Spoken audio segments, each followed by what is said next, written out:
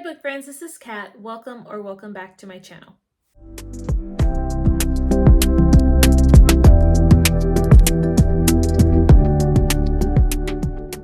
So I'm doing a lot of pre-filming today, but today's video is my April mid-month wrap-up. I have already read a total of 6 books. One of them, however, was a DNF, so not really a complete read, but I plan on reading a lot more the next half of this month. It is currently April 15th where I'm filming this video, and I just finished a book today, so I figured I should probably get a mid-month wrap-up video out because my end of the month video is probably going to be very long. So anyway, let's get started with some of the ratings. So I already mentioned I already have 1 DNF. I have 1 2.5-star read, 1 3-star read, 2 3.5-star reads, and 1 4.5-star read. So let's go ahead and talk about that DNF. And the book that I DNF'd was How to Kiss Your Best Friend by Jenny Proctor. Hi, Editing Kat here. So I didn't do a good job at explaining why I DNF'd the book, so I just wanted to pop in and just tell you. So I did DNF this book at 14%, and basically this book, it follows the guy's perspective first. So Brody is packing up to get ready to go on a trip with his brother, and he talks about how he gets a message from Katie, his best friend, but he says that they were best friends through, school, and when she ends up leaving for college, they were messaging each other here and there until ultimately she kind of ghosted him. But he always considered her his best friend and has always been like in love with her, even though she's like clearly been with other people and hasn't seen him that way.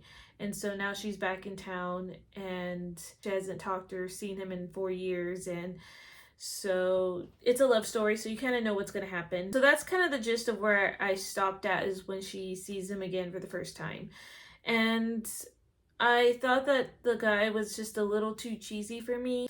I wasn't a big fan of Katie's character, even though I just kind of got her perspective like briefly. But what made me want to DNF it was that when upon seeing Brody, she is very descriptive at how he physically looks, and where she kind of just overly talks about like his muscles, and like with his shirt kind of peaked up, and talks about his abdomen a little bit, and that's just not something I like to read in my books. I tend to just skim read if it is in the book. I thought, at first it's fine, like that, yeah, sure, it's annoying, kind of move on. But the rest of it just kind of went on a little longer, where she just even is now staring at his Adam's apple, and how she's constantly thinking about like maybe kissing him. Her friend, or I think it's her cousin, doesn't make it any better.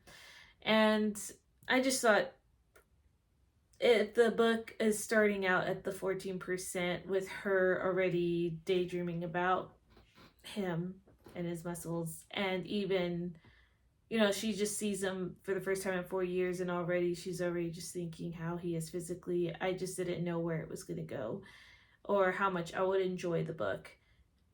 So I decided to just put it down, and it was just not a book for me. So, okay, back to Past Cat. Okay, now we're on to my 2.5-star read, and that is Lady Susan by Jane Austen. And that book was a short one. So basically, Lady Susan is a young widow who is trying to find a match. And not only is she trying to find a match, but she's trying to marry her daughter off to this guy. He's just not favorable. They describe him like annoying, essentially. So it's an epistolary novel, or I think that's the correct word you use, but it's written in letter form, and that is not my favorite form of writing at all, which is why I rated the Anne of Windy Poplars a lower rating than a lot of the other books in the series because that's what it's mainly written in as well. So, not a favorite type of writing of mine. But essentially, I did not like Lady Susan. She was very manipulative, and I knew that, but like, I don't know, she just irked me a lot, and I could not believe that she would do that to her own daughter. And I just found myself like really hoping that she didn't really get her happy ending with a certain guy. So anyway, I felt like I couldn't connect with any other character. So that's why that one's a low rating. To my 3-star read, I read a collection of Uzbek short stories, and this is by Mahmuda Sadurova, and I still can't pronounce that name, so it's down here below. But okay, editing Kat back, and I realized the remainder of this footage, the audio, something messed up, so it really bugged me as I was editing how the audio and the picture just were not like lining up. So I'm just going to continue the rest of this wrap up. Right here I have the short stories, a collection of Uzbek short stories. And basically, I did do a vlog on this book, but the rating is 3, and a lot of it dealing with just the using the Lord's name in vain, and I go into more details in the vlog, but that was the biggest thing, was that. So my 3.5-star read, I have the book Half a World Away by Cynthia Kadohata, and that is also in that same vlog. This is about a boy named Jaden who's adopted, and essentially he is having a tough time with like hoarding and behavioral things, and his family is going to adopt another child, and he thinks it's because they're going to replace him. And then it's just them traveling to the country, and he ends up connecting with a little boy there. And that's basically the gist of the story. And there's more in the blog for that one. My next 3.5-star read is Shadow by Kara Swanson. And Shadow, I heard this one on audiobook, and essentially it continues following the story of Claire from Dust and Peter Pan, and it's the end of the duology, so I can't really give a lot away except that they're back in Neverland, and Claire is trying to still find her brother, and all of that. So I did say that this book was very fast paced, and I'm looking down at my notes, so that's why I keep looking down. But I said it was very fast paced. It was also pretty dark and sad. The audio I was not a big fan of. Other than that, I was like very curious. There is some creepy parts in this book, specifically with like the mermaids and like the shadow stuff that's happening, the dark shadows, and other things in there.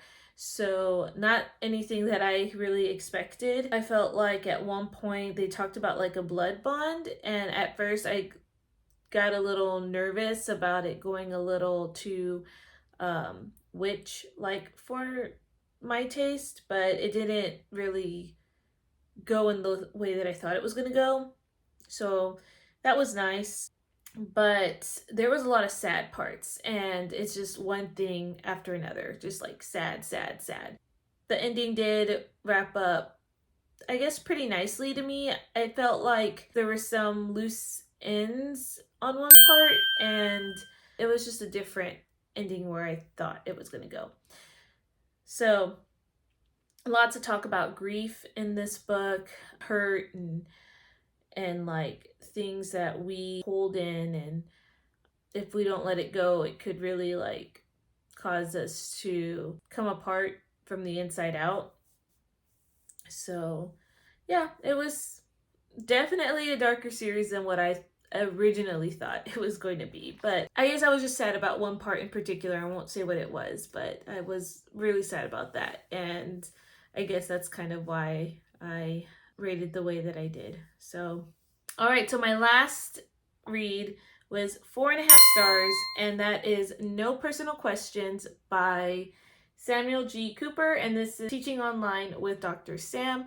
I personally know the author. He actually had his book published by one of his students that he taught online, and one of his students is part of like this publishing house. Yeah, so he gifted me this book, and yeah, so basically it's just him telling short stories of his experience transitioning outside of the classroom. He has had 30 plus years, I believe, teaching, went through the administration route, and then retired, and now he is teaching online English to students across the world.